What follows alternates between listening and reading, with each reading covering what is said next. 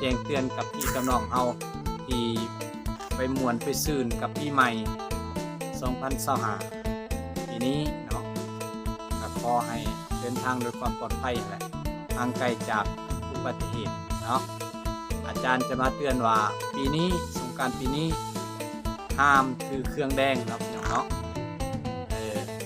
ยกเว้นแต่ว่าเฮาขี่รถแดงเล็ดยังก็บ่มีปัญหากับสิ่งที่ห้ามนั่นคือเฮาถือเครื่องแดงก็หมายถึงว่าเอาเป็นเสื้อผ้าพี่น้องเด้อเป็นเสื้อผ้าเสื้อแดงเนาะทรงแดงหรือว่าแพรแดงนะตกแต่งประกายในร่างกายเฮาเนาะห้ามเป็นเสื้อแดงเด้อไปดึงปีใหม่สิลงน้ำหรือว่าไปทางบกก็แล้วแต่เนาะเป็นห้ามบ่ให้ถือเครื่องแดงโบราณเป็นเนาะเป็นทำนายมากอันนี้ก็แล้วแต่ผู้สิเสือดอกพี่น้องเนาะแต่ว่าอาจารย์มาเตือนไว้เนาะบางคนก็ว่าโอ้ยอย่าเอาโบราณหลายเพราะว่าก็แล้วแต่เนาะอันนี้เว้าสมพองผู้ที่เสือผู้เสือกับบ่ว่ากันพี่น้องเนาะอันนี้อาจารย์ทำนายไว้เนาะทำนายในปี12ของ14เป็นวิจัยออกมา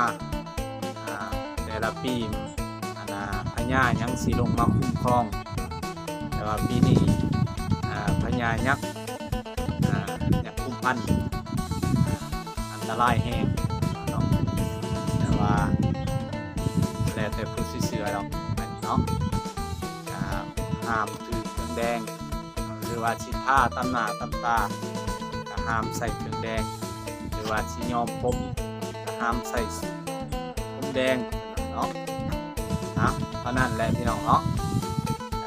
มาเตือนกับพี่กับน้องเฮาเนาะและที่ผู้สิปฏิบัติพี่น้องปฏิบัติก็แล้วแต่เนาะด้วยความห่วงใยจากสมุนไพรพื้นเมืองลาวเนาะผู้ใดที่มีปัญหากับสุขภาพก็สามารถเอาไปดื่มได้เด้อหรือว่าที่ติดต่อยินดีให้คำปรึกษาทางเบอร์98710 693สามารถ